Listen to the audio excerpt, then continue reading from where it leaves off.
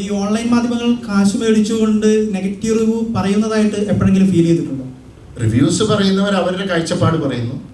അത് ജെനുവിനായിട്ട് അവർ പറയുമ്പോൾ അതിനകത്ത് കുഴപ്പമില്ല. പക്ഷേ അതിനകത്തൊരു എന്താ പറയുക, ചില താല്പര്യങ്ങൾ വെച്ചിട്ട് പറയുന്നവർ അവിടെയാണ് അതിൻ്റെ പ്രോബ്ലം. പക്ഷേ അങ്ങനെയുള്ളവരെ പെട്ടെന്ന് നമുക്ക് തിരിച്ചറിയാൻ പറ്റും.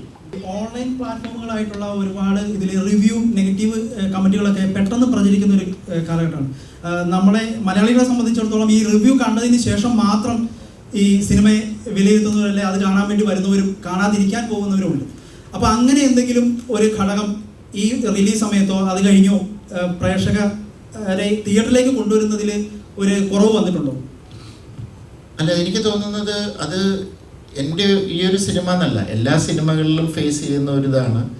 ചിലർക്ക് റിവ്യൂസിനോട് അഭിപ്രായ വ്യത്യാസമുണ്ട്. എന്നെ സംബന്ധിച്ചോളം ഞാൻ റിവ്യൂസിനോട് എനിക്ക് അഭിപ്രായ വ്യത്യാസമൊന്നുമില്ല.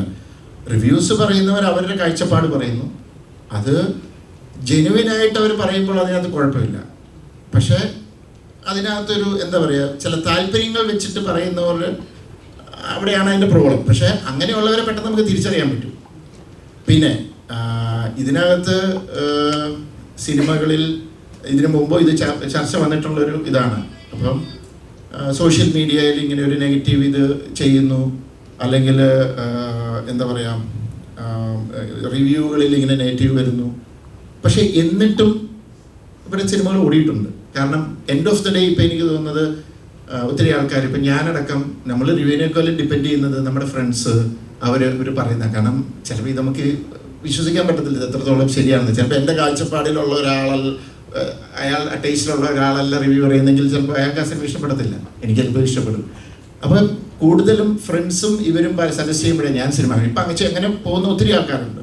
ഇപ്പം തന്നെ ഈ ഞാനിങ്ങനെ വന്നപ്പോൾ തന്നെ എനിക്ക് ഒത്തിരി പേഴ്സണൽ മെസ്സേജസ് വരുന്നുണ്ട്. എനിക്ക് അറിയാൻ മേലാത്തവരും 4-5 വർഷം കൂടി ഞാനിപ്പോൾ ഇവരെ കാണിച്ചുകൊള്ളൂ മെസ്സേജ് ഇട്ട്, ഒരു ഓഡിയോ മെസ്സേജ് ഒരു ലേഡി ഇട്ടിട്ട് പറഞ്ഞു, എന്നെ 5 വർഷം കൂടി സാറേ പടത്തെക്കുറിച്ച് നല്ലൊരു അഭിപ്രായം പറഞ്ഞു, ഞങ്ങൾക്ക് കാണാൻ പോയിട്ടില്ല, ഞങ്ങളുടെ ഫ്രണ്ട്സൊക്കെ കണ്ടു, അവർക്ക് ഭയങ്കരമായിട്ട് ഇഷ്ടപ്പെട്ടു, ഞങ്ങൾ വൈകുന്നേരം കണ്ടിട്ട് ഞാൻ വിളിക്കാൻ കേട്ടോ എന്ന് പറഞ്ഞു. അപ്പോൾ ഞാൻ സർപ്രൈസ് ആയി. പുള്ളിക്കാരത്തി 5 വർഷത്തിന് ശേഷം പെട്ടെന്ന് ഓൾ ഓഫ് എ സഡൻ ഇങ്ങനെ ഇട്ടു. അപ്പം അങ്ങനെയും ഉണ്ട്.